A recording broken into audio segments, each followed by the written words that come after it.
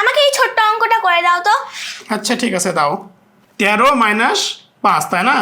তার মানে আমরা কি শিখেছি, যদি ডান দিকের সংখ্যাটা 3, 5, তাহলে আমরা কি শিখেছি, যদি ডান দিকের সংখ্যাটা ছোট হয় তাহলে তার সামনে 1 নিতে হয়, তাই না? তাহলে 1 নিলে বিয়োগ করাটা একদম সোজা হয়ে যায়।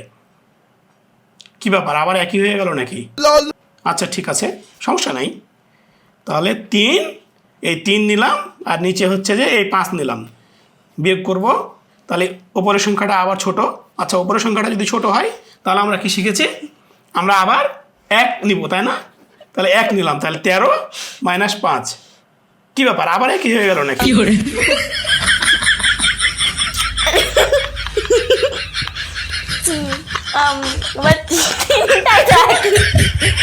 ছোট্ট অঙ্কটাই করতে পারে না, আর বকর বকর করে শুধু।